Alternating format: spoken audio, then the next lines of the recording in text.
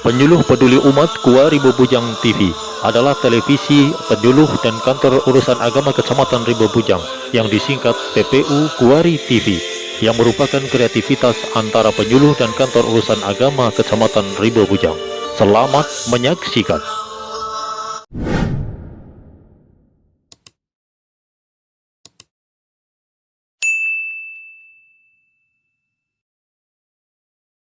Berikan hidayah kepada kita semua. Kita patut bersyukur kita punya Tuhan Allah yang tak punya kelemahan.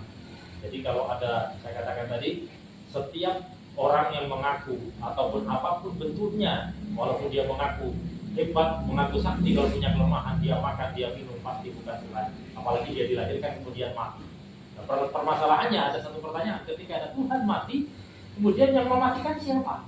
Padahal kalau dijawab yang mati kan malaikat yang menciptakan siapa? Tuhannya kan mati. Gitu. Makanya Tuhan Islam tetap tidak akan beralih ke yang lain, hanya Allah Subhanahu wa Ta'ala. Jadi tidak jawab tangan Pak ya. Ikuti saya baca syahadat Pak ya. Sudah mantap betul Pak ya. Saya ulangi lagi. Ikhlas menerima agama Islam.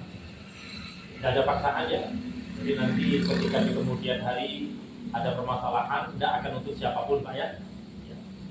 Lah kita mulai Pak ya. Ikuti saya Pak ya. Asyhadu Allah ilaha illallah wa asyhadu anna Muhammadan Rasulullah. Saya ulangi sekali lagi. Asyhadu Allah ilaha illallah wa asyhadu anna Muhammadan Rasulullah.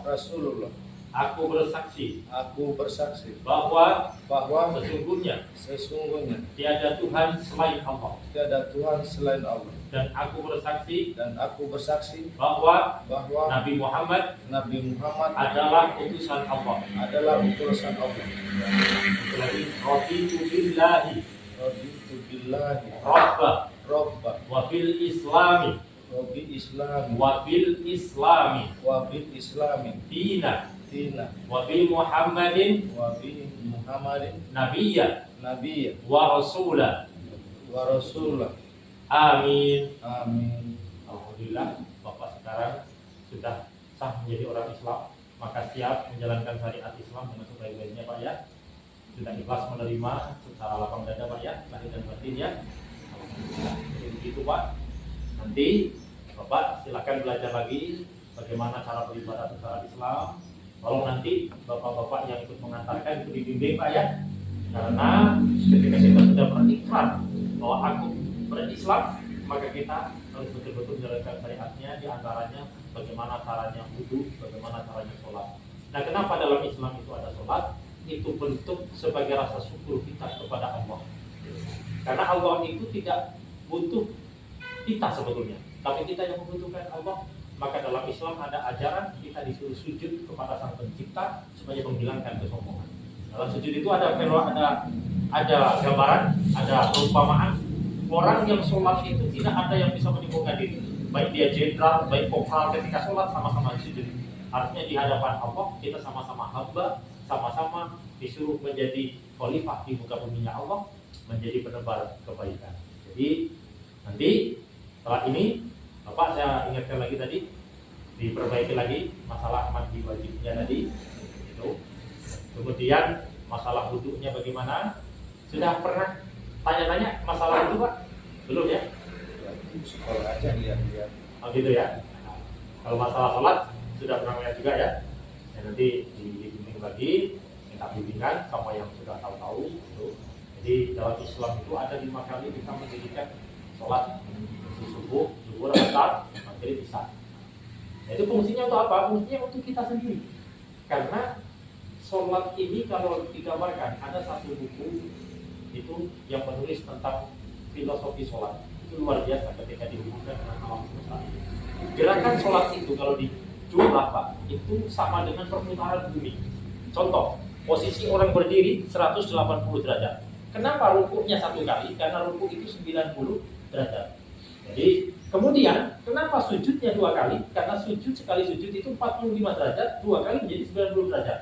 Ruku sekali 90 derajat, sujud 2 kali menjadi 90 derajat, 90 derajat, kalau 90 derajat 180 derajat. 180 derajat ditambah posisi berdiri sebanyak 360 derajat. Perputaran bumi ini 360 derajat. Maka sholat ini sebetulnya untuk menselaraskan kita dengan perputaran alam, maka itulah bukti kebenaran Islam ketika diteliti itu selaras dengan alam yang diciptakan oleh Allah Subhanahu wa Ta'ala. Jadi sholat itu bukan sekedar kita hanya melakukan gerakan-gerakan, tapi itu luar biasa ketika dimaknai. Maka nanti silakan Bapak belajar lagi bagaimana caranya sholat yang benar, bagaimana caranya ibadah yang benar.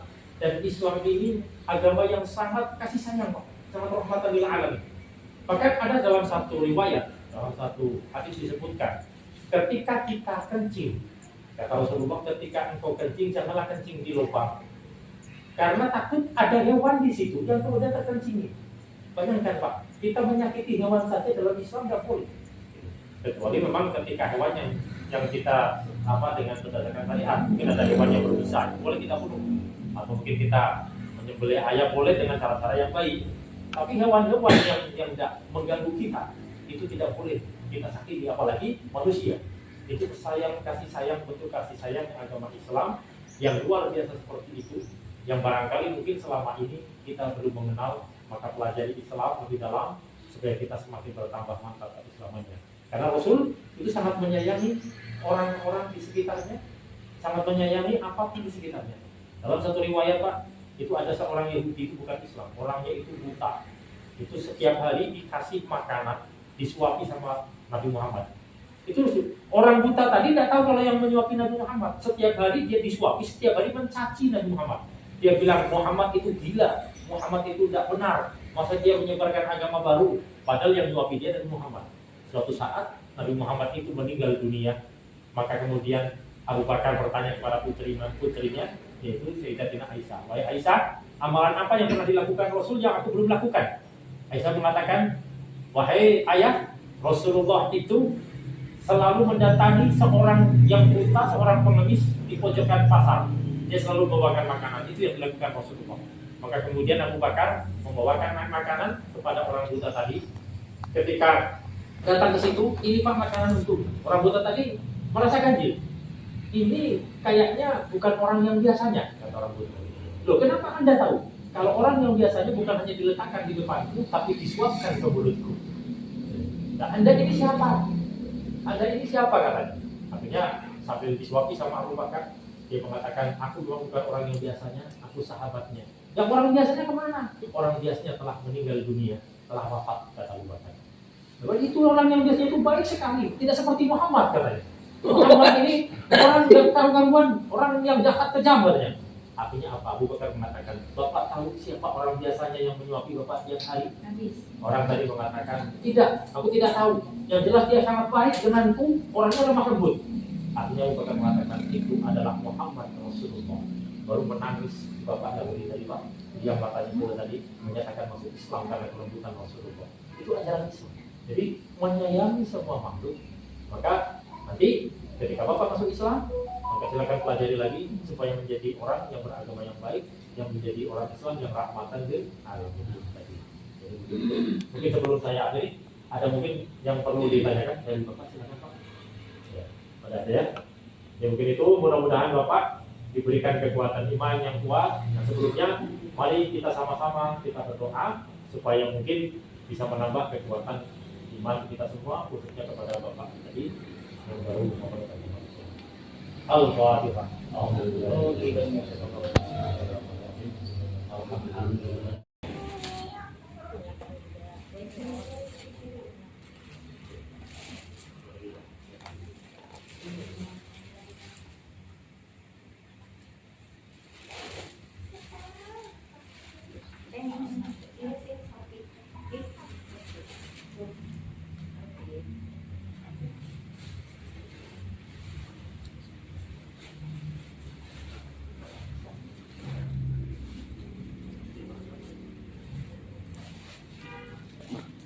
Bukan ya.